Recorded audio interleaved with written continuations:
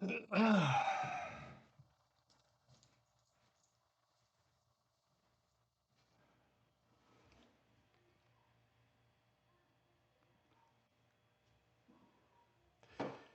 am not streaming Kronos the New Dawn.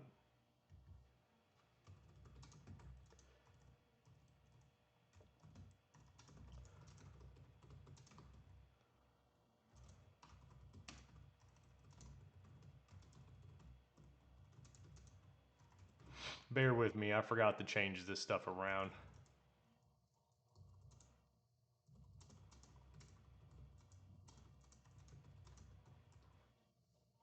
I am trying desperately to get this done fast. I had everything else ready to go. We're going to switch it up just a little bit today. Do something just a tad bit different than what we're used to doing. So, I got a new light, which I kind of like. I haven't quite figured out like where to put it at yet to make it like super beneficial to what I'm doing, but we'll get there. We'll get there. That way it just kind of like illuminates my face. So, today I think the message is something that is needed to be said. In light of recent events and things such as that, hold on one second. My wife is texting me. All right. I think that in light of recent events of just the world itself and stuff like that, it'd be good to talk about resentment and anger. And I think that a lot of people find themselves just falling down a path of being angry about everything, myself included. I'm not better than that. Like I'm not separate from those type of things. Good morning, Crimson. How you doing? So we need to figure out a way that we can take that anger and Scarlax. What's up, my guy? We're doing a wonderful Bible talk this morning. I appreciate the raid, dude. I really do. What's up, everybody? Welcome to the Bible Talks with CondemnedHawk. Every morning we do this. We talk about something from the Bible, and we talk about what Jesus says about it and things like that. We do it every single morning. I'm doing great, Starlax. I appreciate you being here, bud. So, resentment and anger. In light of recent events, I feel that a lot of people have fallen down this path, and it's a path that we need to learn how to fix. And it's one of those things. Morning, Raven. How you doing? It's one of those things that we can't do alone. We find ourselves falling down a path of just being angry and saying things and being resentful. And what does it do for us? It just quells up anxiety, stress, and everything else. But what does the Bible say about fixing that? How can we take that anger and turn it into forgiveness and kindness? And I think that's a super important message that we have to understand in our world and today, and how we can fix who we are. And even people who wrong us or we wrong, we can find a path to forgiveness with them, and we can find a way to make it better instead of going down and just being angry and just egging it on and pushing it further and pushing it further.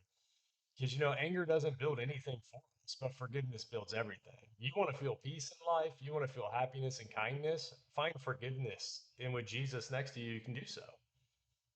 So we're going to step into our first verse that we're going to go over today. And I kind of did things different. Instead of pulling up the window screen, I wanted to do some text stuff that we can just pop up on the stream. I thought it would look more cool.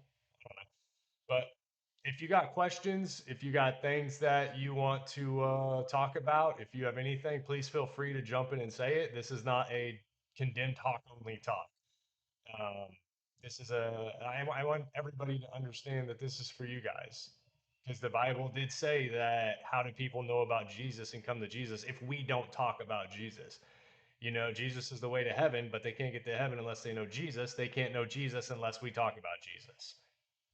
So here's our first verse that we're going to hit up. And we're going to go over Ephesians chapter 4, verse 26 to 27. In your anger, do not sin. Do not let the sun go down while you're still angry, and do not give the devil a foothold. I can't tell you how many times you hear people say things like, don't go to bed angry. Don't go to bed this and that, forgive everything and fix everything. And I'm telling you right now that you will sleep so much better if you're capable of just letting things go. Let it go, move forward, and see that it ain't worth it. The anger that builds up inside of you creates such a terrible resentment and such a terrible stress that it doesn't make any sense to keep moving down that path. Especially when you go lay down at night, because when you lay down at night, you fume. You just fume that you're angry over what? What does it affect your lifestyle, who you are? If anything, it creates such an angry mind that you allow a devil to have a foothold. And then you have that message in the back of your mind who's like, oh, is that really the person that is they say they are? Is that really the way they are? Are you gonna let them talk to you like that? Are you gonna allow those things to happen? And you're silencing the voice that says, forgive, forgive and let go. Because the anger allows the devil to get a foothold and it allows your mind to stream in such a way that's terrible, such a just negative construct that you don't know how to go back to the normality. I implore you to try your best to not sin when you're angry. It's easier said than done. Trust me, I know. It's easier said than done. It is easier to sit there and say, well, I was just angry. It is. Absolutely. I've been just angry before and said some terrible things. But in the end scope of things, when we are just angry and we say terrible things, we find ourselves doing terrible things. If we were able to stop and take a second and think, breathe, let your mind just be its thing and not think about anything else but, is this really worth it? And if we're able to do that, then we stop the devil from getting a foothold. And we allow the mind of angels and Jesus and God to come back into our thought process. And it says, forgive. It's not worth it. This is not that big of a deal. It's not that bad. And we find ourselves thinking, okay, I'm going to let it go. I'm going to move on with my life. I'm going to forgive. I'm going to be kind because I don't want the devil to have a foothold on my life. And trust me, I know that everything that's being said is like, wow, it's easier said than done. And that's going to be a thing, a reoccurring theme that you hear because it's true. It is easier said than done. But with practice, all things are possible. And it makes things perfect to where we can move on and not actually be that way. So I implore you to try. Never, ever, ever, no matter what, go to bed angry. Never.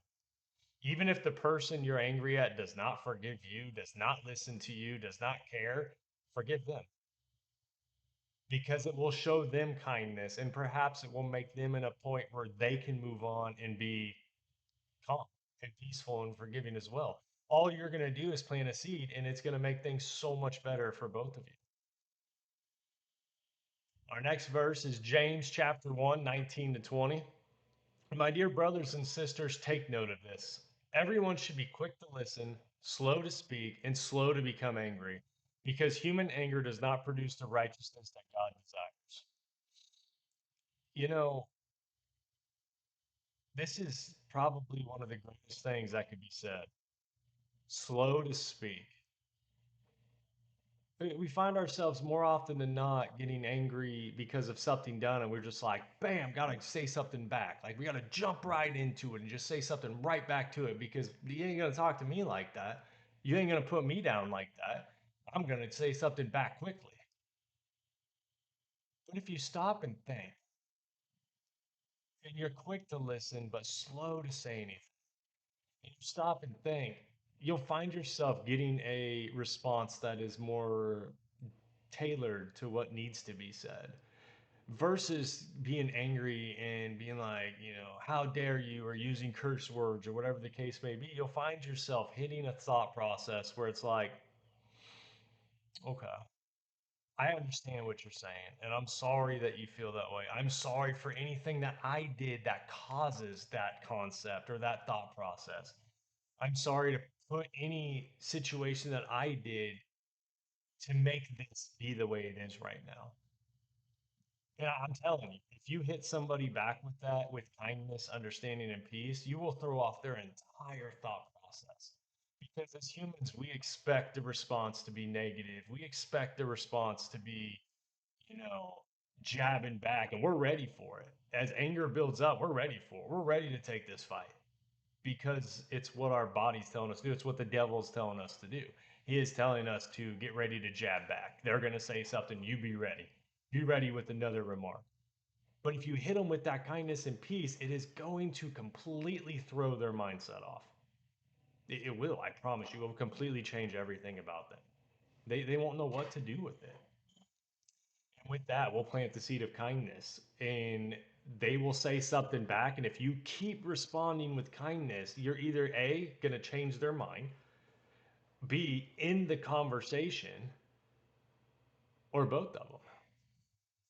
But the goal of it is to show the world that we don't have to respond to anger with anger. Anger is a fire that can be quenched with water, and water is kindness. So don't do the original thought process of, fight fire with fire. That is not the response or how we do this. JJ, how you doing today? That is not how we do this because fire only fuels fire. And we don't want that. But water stops fire. So consider that. Kindness is water and anger is fire. How do we stop fire? We be kind. And it's crazy because if the entire world would consider this thought process, if the entire world would think about how this is, wouldn't it be great? Wouldn't it be fantastic to see it that way? But here we are. But as individuals, we can make the change and be the change that we need to see and be the water and show the world that's kind. If one person is kind to somebody else and changes their thought process and they become kind, that gives us two.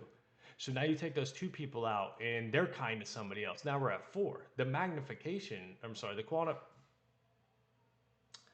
the multiplication, since I can't talk this morning, would be absolutely just mind blowing. So let me be the one to start the water flow. Let me be the one to show you that kindness is. And then we can move forward and make that for everybody else.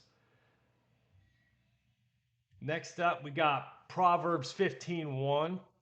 It is so free to be kind. That's why I spread so much love. Absolutely. It is absolutely so free to be kind. That's the crazy thing about it. It doesn't cost a word. We're going to take this down just for a second.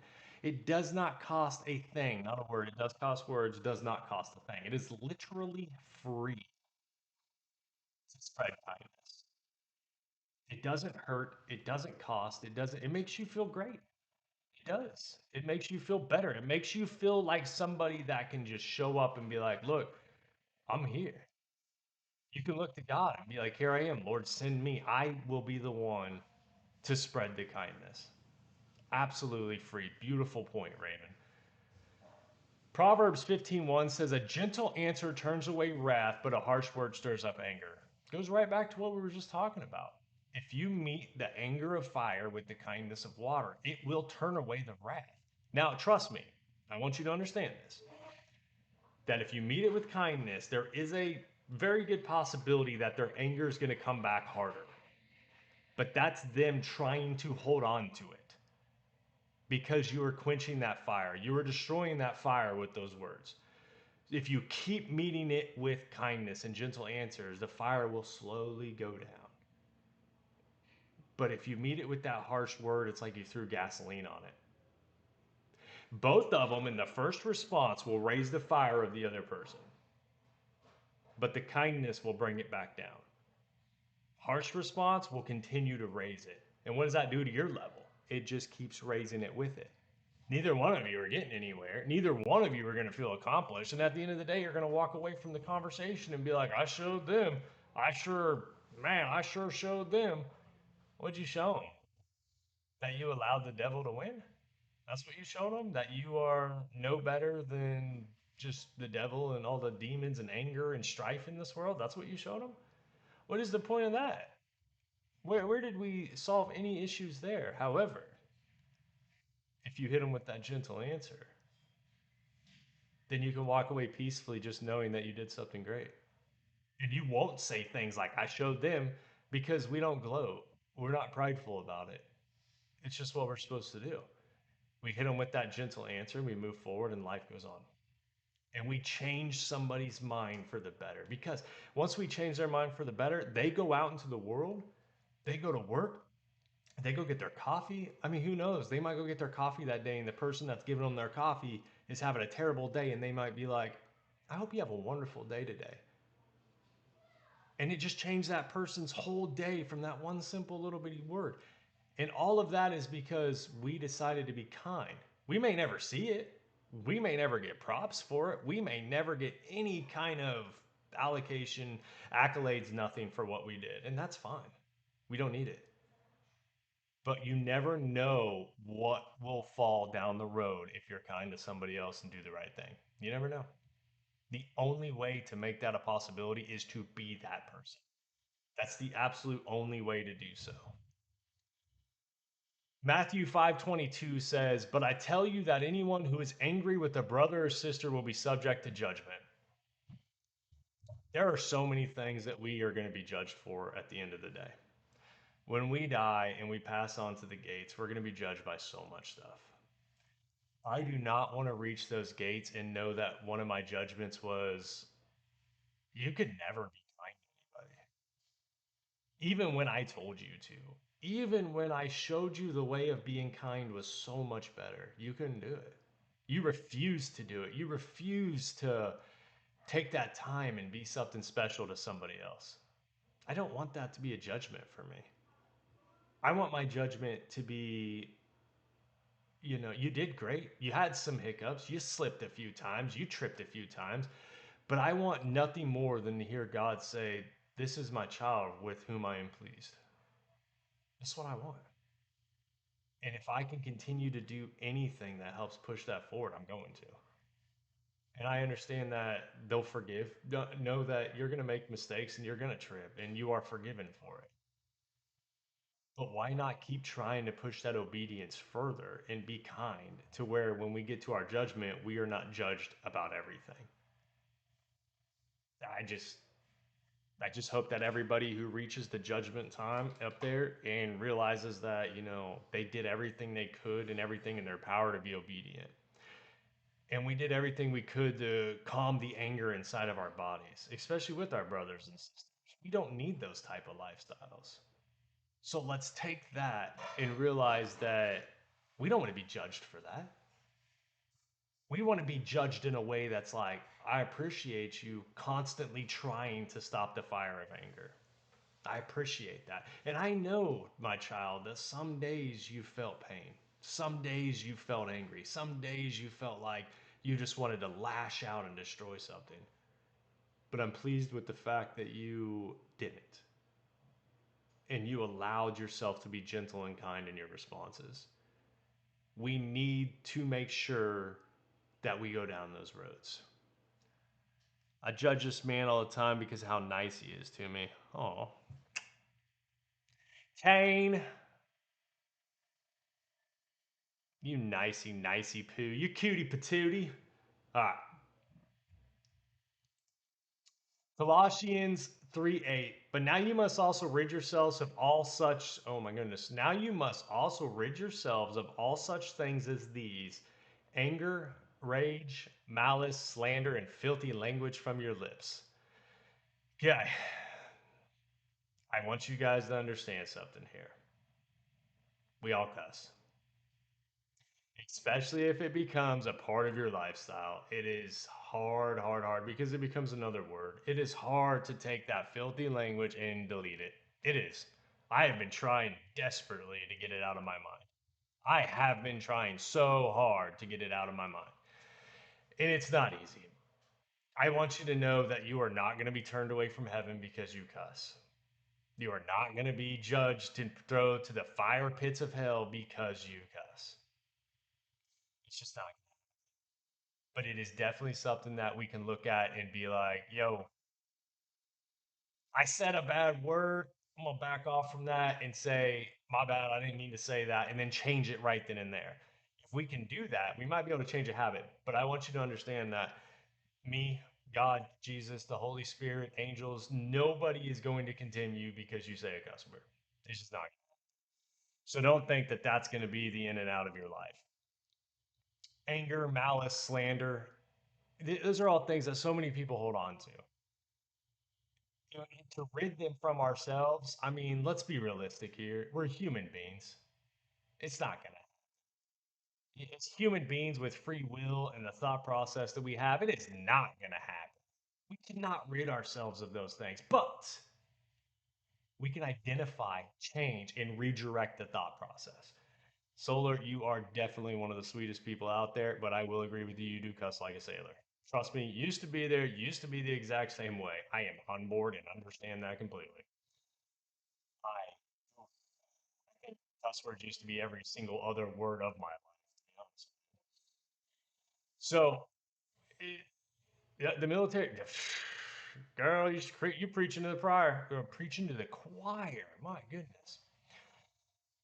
We can't rid ourselves of these things because with free will, free thought process, the way we are as human beings, the way our body hits, how much the devil attacks us, it's not going to happen.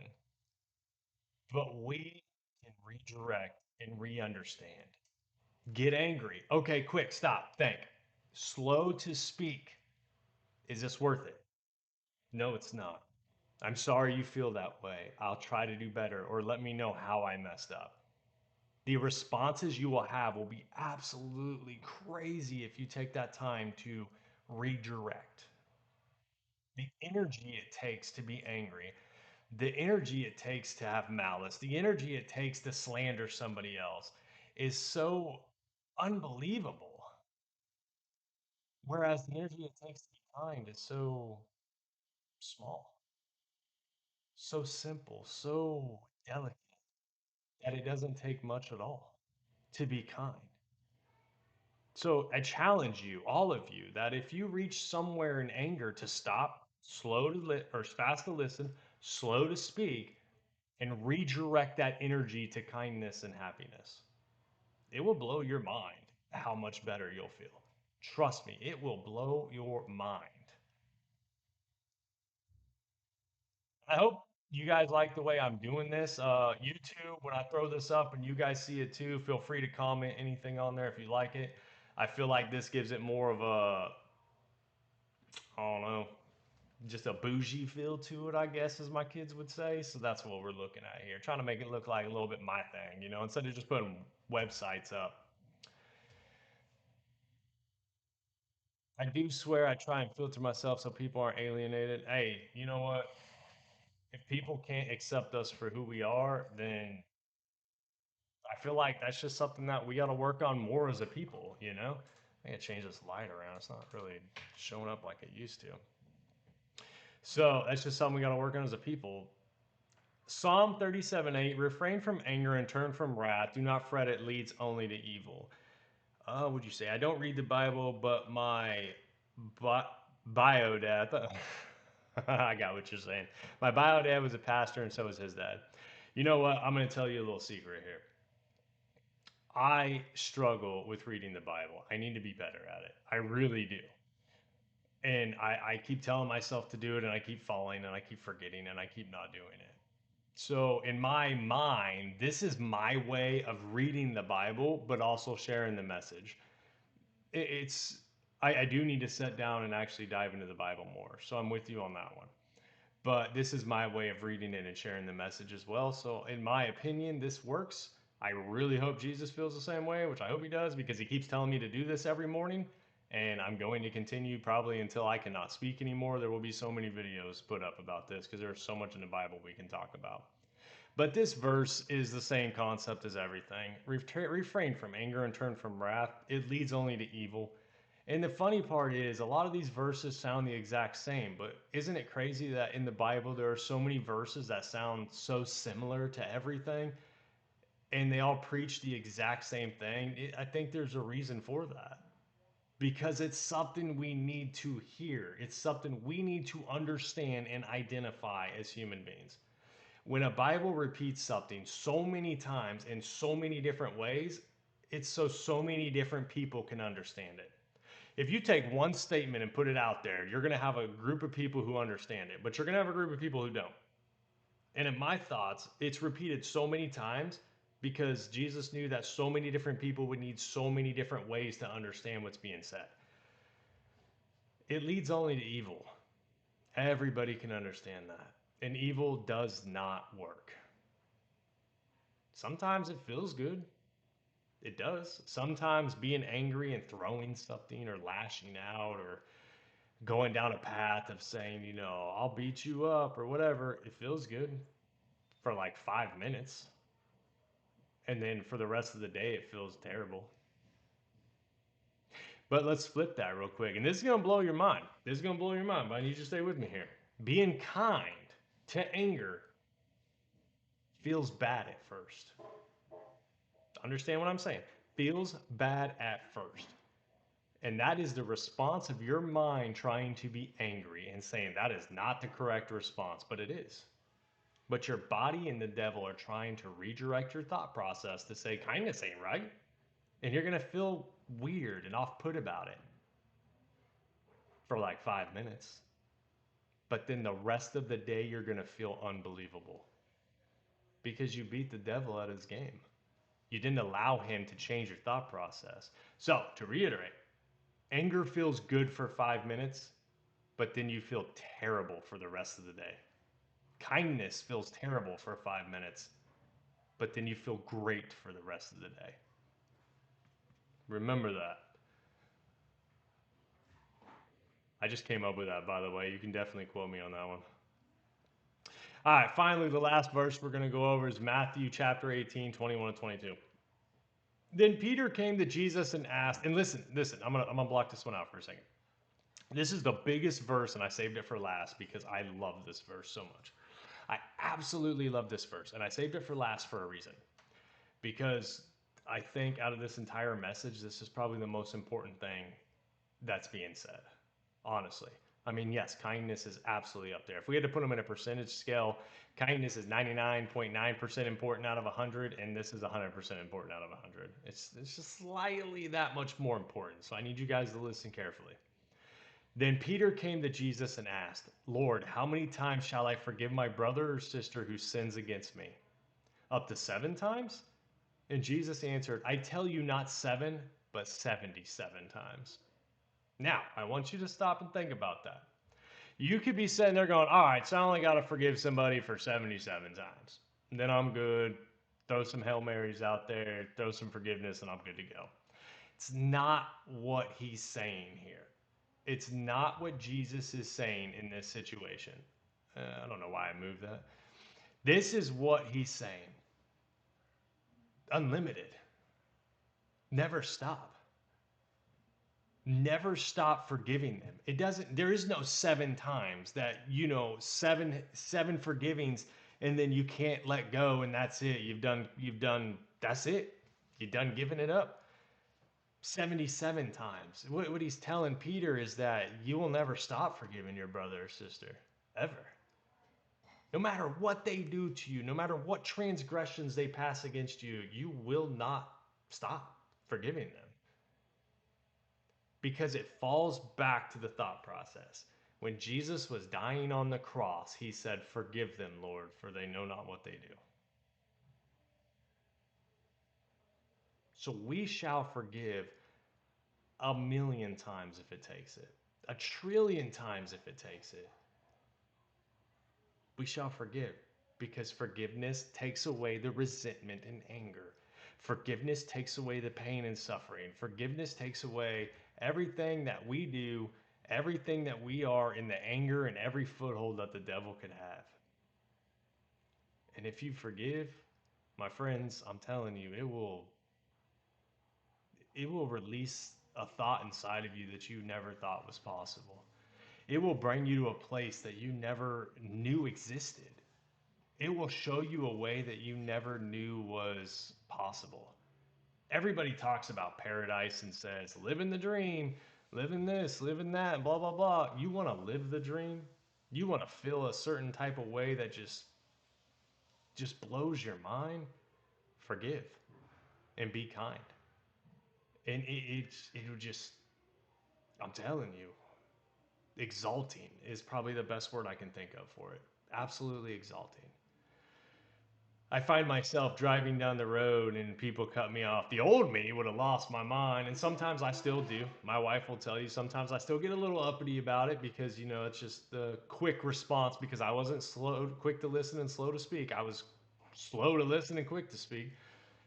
But sometimes I've gotten better to where I find myself when somebody cuts me off, I'm just like, hope you get to where you're going. Be safe. And I move on. I don't think about it no more. It's not worth it. The life that we lead full of anger and pain is not worth it. I promise you. I swear to you. I'm living proof of that. So, if anybody's still listening in the actual live stream, if you have anything you want to add or anything you want to say, I'll read it off for when I put it up on my YouTube channel. Um, on YouTube, if anybody needs a comment or needs somebody to talk to, as always, I am free 24/7. I have no issue communicating with people. Matter of fact, I had somebody message me last night that was at about 11 p.m. asking for some advice, and we sat in a voice chat for like 15 minutes and talked. I have no issue being there for everybody. I love it. I love helping people. I love, just helping people find a way to not feel so bad anymore because I've been there and it's terrible. Jesus wants us to be happy, and that's, my calling is to help bring those out and make people happy. It's what I want to do. So please reach out to me. My Discord is probably not an active link. Hold on 2 seconds. If you're not in my Discord yet, and I say my Discord is actually Phoenix's Discord, understand that. It is not mine, it is hers. She is the boss, not me. But here's the Discord if you are interested in joining and saying what's up, if you need somebody to talk to, if you need a safe space to be somewhere, if you're like, hey, I want to reach out to Condemned Hawk and talk to him about something, please reach out to me. Don't ever fight alone. Don't ever suffer alone.